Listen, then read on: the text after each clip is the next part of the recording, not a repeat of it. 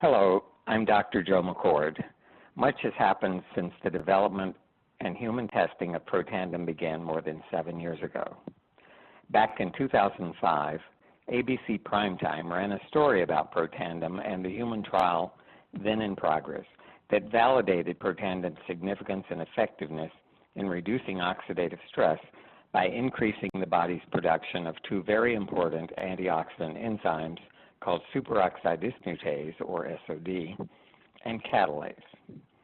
We were very fortunate to have been noticed by the national media at that early stage in our development, but an enormous increase in the scientific understanding of Protandim has occurred since then.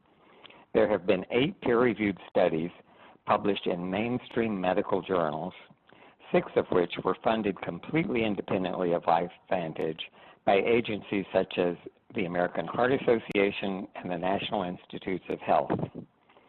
While initially we thought that Protandim might have a positive impact on only 2 antioxidant enzymes, we now know that Protandim is a powerful activator of a biochemical messenger protein called NRF2, NRF2, significantly modulating the expression of more than 1,000 so-called survival genes that enable our cells to cope not only with oxidative stress, but with other types of stress as well. In order to bring you up to date on what is arguably the most important supplement of our time, I'd like to share a few highlights by reviewing some of the major advances that have taken place in the science, including the peer-reviewed studies from a number of well-known universities. Let me point out to you, too, how dramatically things have changed. Protandim was developed primarily to affect 3 gene products: superoxide dismutase, or SOD, catalase, and glutathione peroxidase. And the literature, as of 5 years ago, led us to believe that this could happen, this would happen with Protandim. And indeed, it did affect those 3 genes.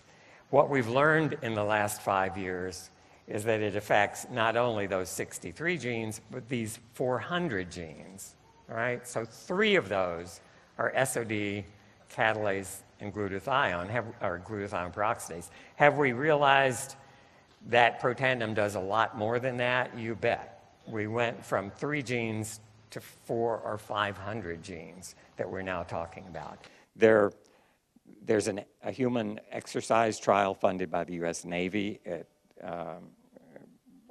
underway, and the armed forces, of course, are very interested in performance of soldiers under battle conditions and recovery times, and how much damage is done if you have to just exert yourself over the top for, let's say, 15 minutes of intense exercise.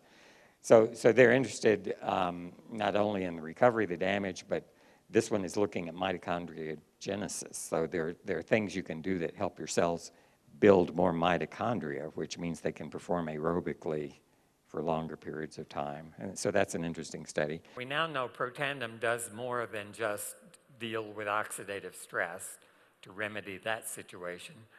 It involves not just superoxide dismutase and catalase, the first 2 enzymes we focused on, but as I told you at Elite Academy last October, we now know that Protandim modulates more than 600 genes. In fact, at higher doses, not used in humans, as many as 4,000 genes can be affected out of a total of 25,000 genes that we have. This is not a minor little tweak. This is a major readjustment of everything that makes you who you are and what you are.